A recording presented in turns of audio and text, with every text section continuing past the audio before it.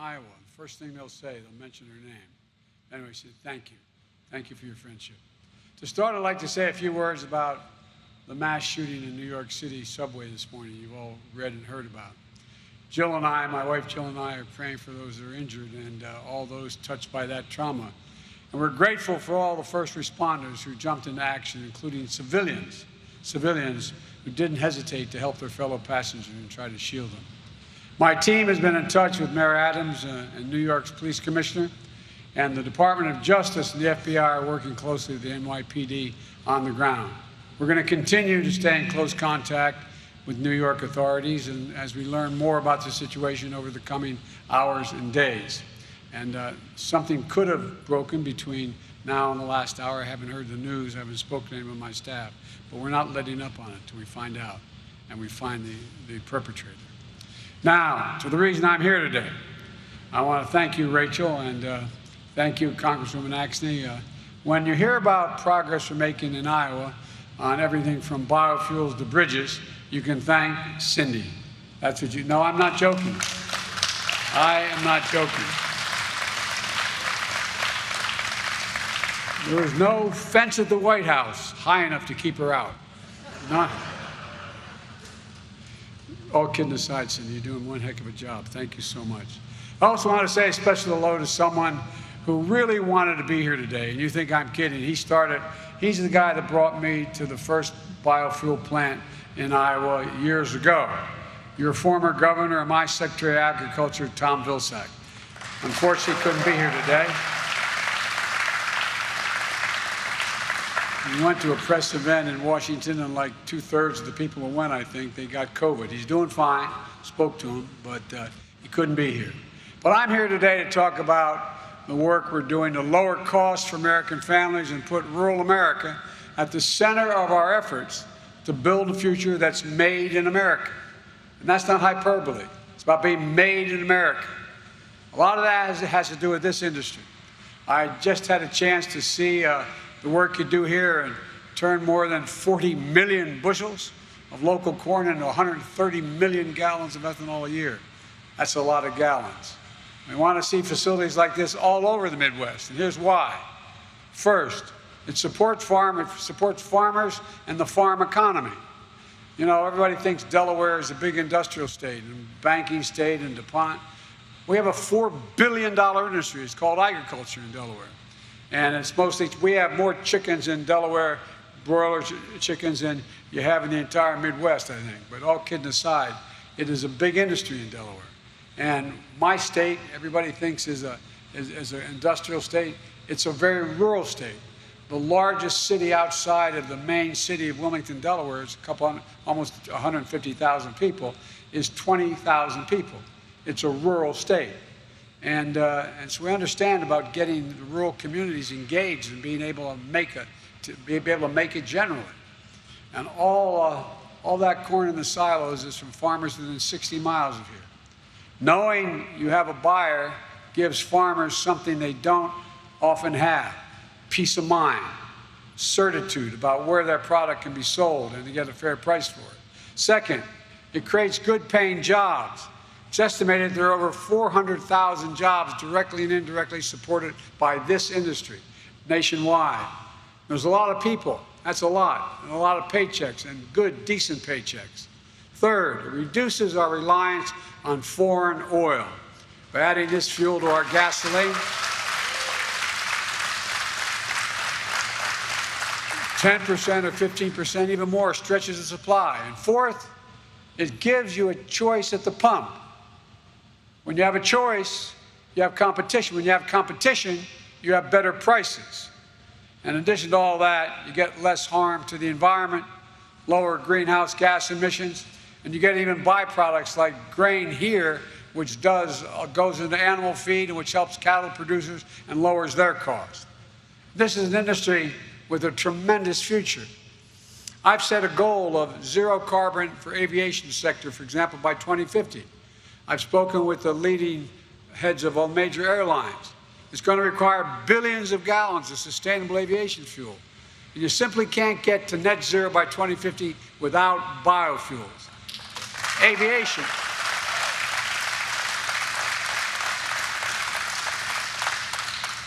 Aviation isn't the case where you blend in a little bit of biofuel.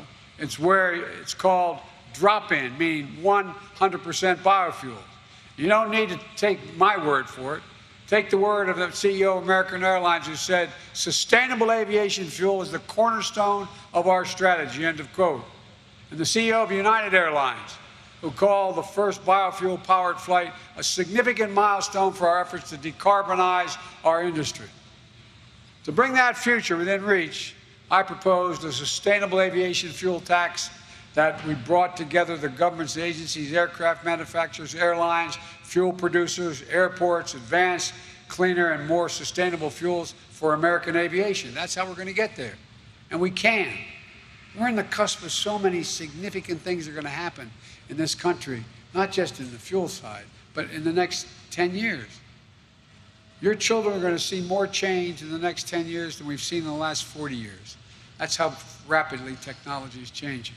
So this industry has a role to play in a sustainable energy future. But I'm here today because homegrown biofuels have a role to play right now, as we work to get prices under control and reduce the costs for families. Look, I grew up in a family, not a joke, where if the price of a gallon of gasoline went up, it was a conversation at our kitchen table. It mattered. It mattered with my mom and dad. It made a difference. We felt it. Putin's invasion of Ukraine has driven up gas prices and food prices all over the world. The two largest grain producers in the world, Ukraine and Russia, are not doing what they usually do, so everything's going up. We saw today's inflation data. 70% of the increase in prices in March came from Putin's price hike in gasoline. We need to address this challenge with an urgency that demands. That's why I've called on Congress to move immediately to lower the cost of families' utility bills, prescription drug bills, and more, while lowering the deficit to reduce inflationary pressures. And that's what we've done. We lowered the deficit by $300 billion so far. And it's expected. So, folks, we can do these things without raising a penny in tax on anybody in this hall. In this giant barn. Look, it's going to make a big difference for families. And it's the most impactful way that Congress can address inflation right now. But even as we work with Congress, I'm not going to wait to take action to help American families. I'm doing everything within my power by executive orders to bring down the price and address the Putin price hike. In fact, we've already made progress since March inflation data was collected. Your family budget, your ability to fill up your tank, none of it should hinge on whether a dictator declares war and commits genocide in half a world away. To help deal with this Putin price hike, I've authorized the release of 1 million barrels per day for the next 6 months from our Strategic Petroleum Reserve. This is by far the largest release of our national reserve in history. It's a wartime bridge to increase oil supply as we work with U.S. oil producers to ramp up their production this year. Coordinated release with partners and allies around the world. I've spent hours and hours with my counterparts around the world trying to get them in on the deal. And shortly after I made the announcement, over 30 countries agreed to release another 60 million additional barrels onto the market. Over 240 million barrels over the next 6 months is the bridge to be able to make sure we are going to be able to keep prices down. This is the largest collective reserve release in history. Hundreds of hours of meetings with key allies, keeping them together, is paying off. Putin was counting on the division of NATO, the division of the European Union, the division of the world. Well, we spent a lot of time, but they're all following, every single one, including in Asia, South Korea, Japan, Australia, all of them. Nations coming together to help deny Putin the ability to weaponize his energy resources against American families in Europe and around the world. And by the way, we're also cutting off access to technology for him. Without American technology, look at the number of major American companies on their own, not at my urging. Over 600 of them, from Exxon to McDonald's, have left Russia. He has a burning tundra, literally. It's burning. The permafrost is burning. He's got a problem. And we're not going to let him cause that problem to spread to the rest of the world. And that helps stop the run-up of oil prices that have begun to bring prices down a little bit. As a result, countries acting together to release this reserve. And America should be seeing the savings. And we're not just learning and leaning on our reserves and our allies and partners to help bring down the gas prices and to power the nation. We're leaning on you, our farmers, our biofuel refiners. Today, I'm announcing that the environmental, and I don't think it's much of an announcement, it's already broken out pretty much the last 24 hours, but the Environmental Protection Agency is planning to issue an emergency waiver to allow E15 gasoline that uses more ethanol from homegrown crops to be sold across the United States this summer in order to increase fuel supply.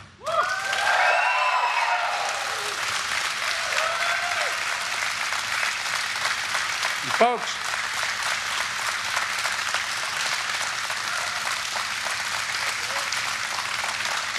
I feel like, thank you, I feel like as a minister, and I feel like I'm preaching to the choir here. But here's what it means.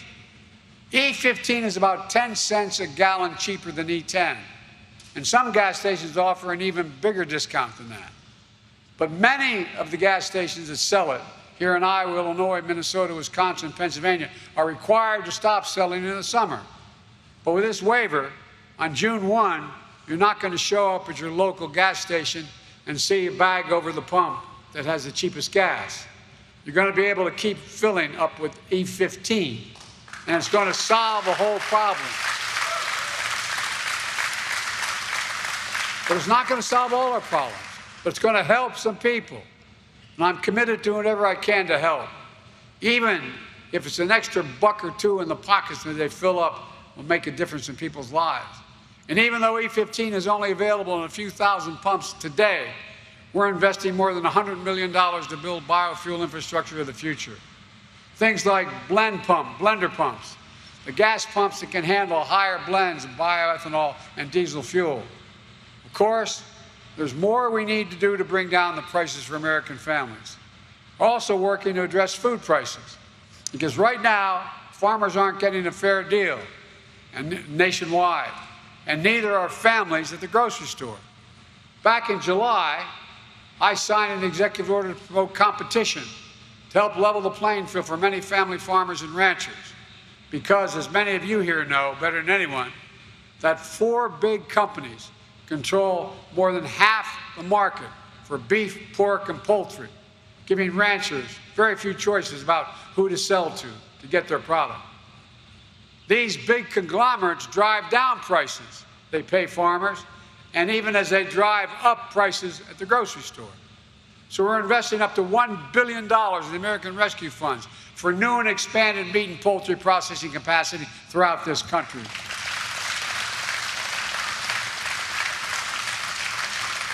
And this is something I've talked about with Brent Johnson, who is here today. We're going to invest in innovative new products and processors, small businesses, independent businesses, the lifeblood of our economy. It's going to give farmers and ranchers more options to shore up a weak point in our food supply chain and bring down prices for American families. I've said it before and I say it again. I'm a capitalist, but without capitalism, without competition, isn't capitalism. It's exploitation. Exploitation. And bringing down the historic economic progress, reducing costs for families also requires investing in infrastructure. My introducer is going to drive home 50 miles. I got to make sure of the thousands of bridges in this state and around the country that aren't safe. I hope you're not going over some of them. And that starts with roads and bridges. It really does. As Cindy's pointed out, Iowa has more bridges than any other state in the nation that are classified as structurally deficient. 4,500 are in poor condition. And here's the reason why Cindy's work in the infrastructure law was so important. About 2/3 of the bridges in need of repair in this country are considered off-system because they're not directly on the interstate highway system.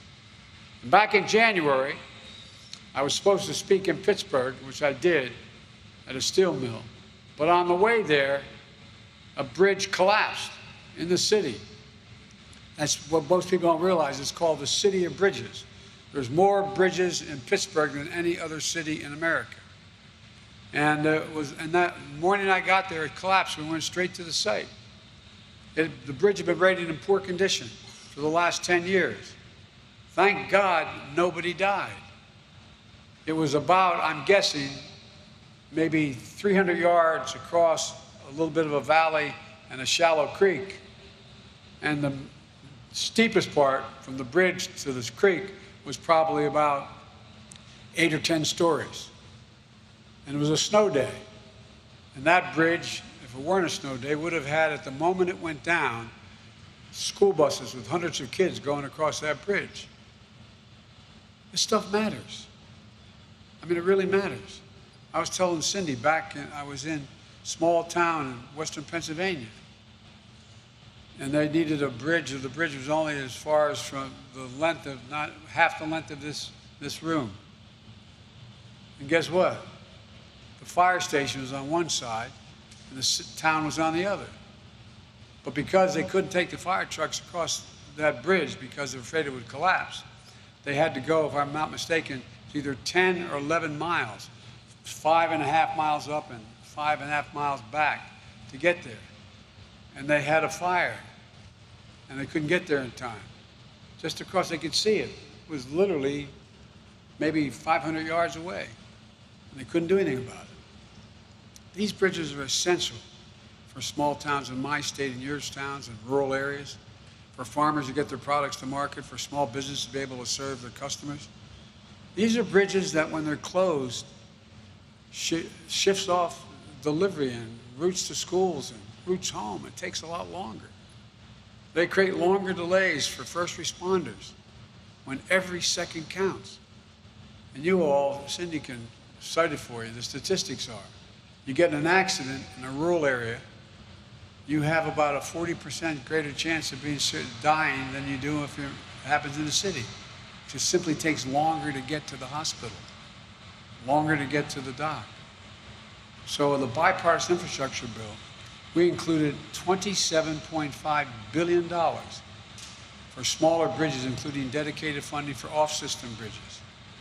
And folks, look, we used to be rated the #1 infrastructure, had the #1 infrastructure in the world. We're now number 8, the United States of America. The United States of America. And folks, here in Iowa, our bipartisan infrastructure law is delivering $93 million for those bridges just this year. $93 million.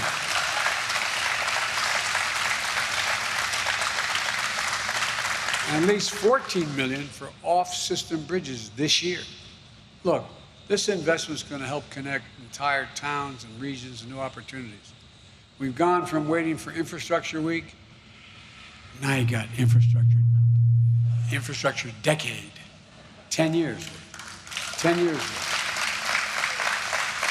And we owe it to you, Cindy.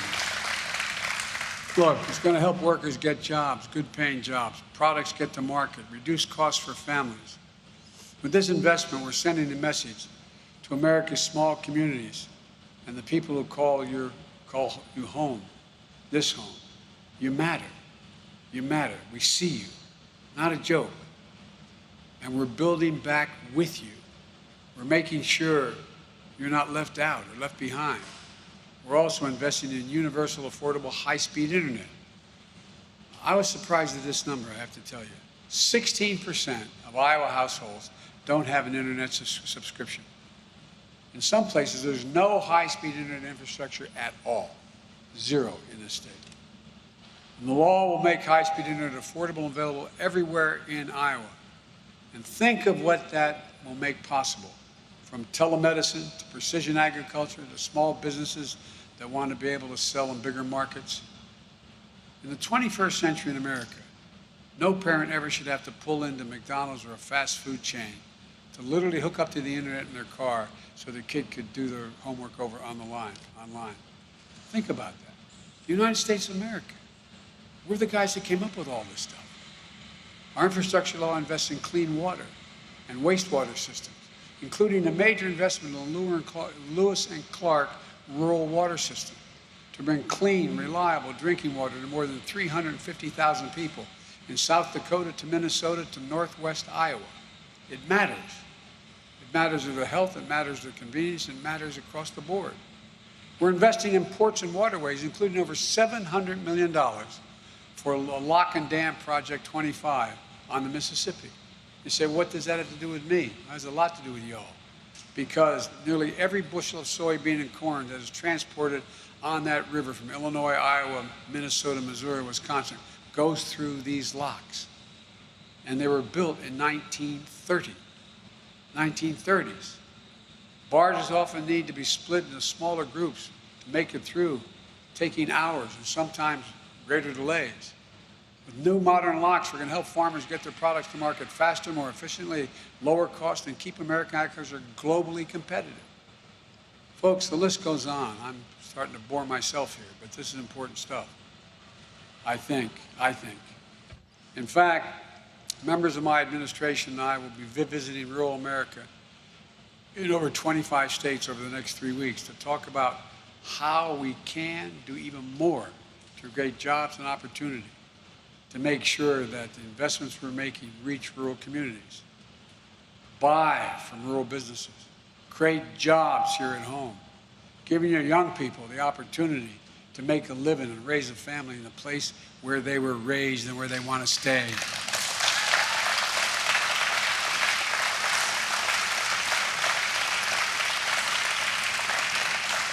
I won't ask the people, I know no woman is over 50 years of age here, but the men are over 50. How many times have you had a son or daughter, niece or nephew, say, I don't want to move, but I have to. There's no job here. I don't have a chance here. We're changing that. Let me close with this. When I was running for office, I heard it 1,000 times. We're going to build an economy around you, the communities who feed and fuel our nation. Well, we are. We are. We're going to deal in people and places that have been left out and left behind for a long time. We're making progress. Over the course of my presidency, our recovery has now created 7.9 million jobs in almost 14 months.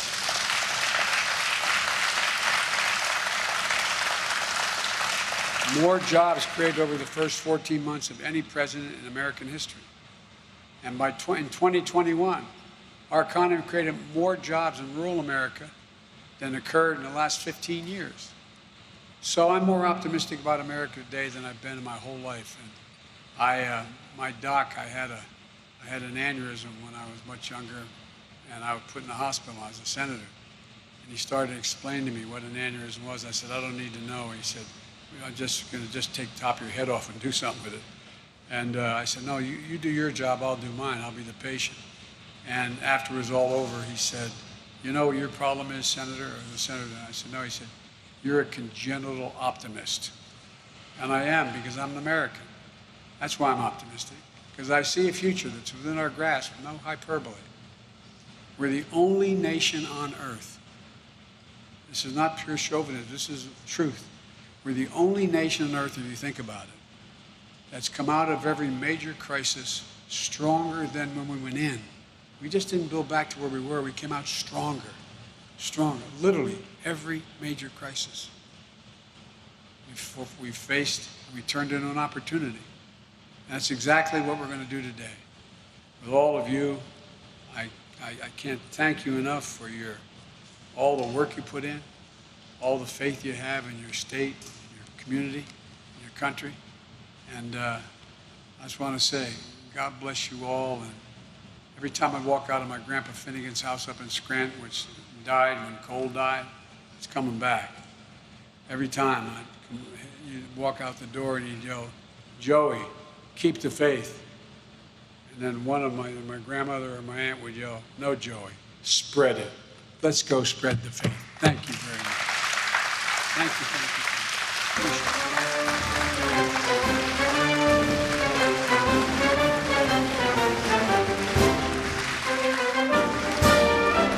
When these Holocaust survivors are gone, who will warn us to never forget? When some people don't know. Undeniable, the truth to remember. streaming now.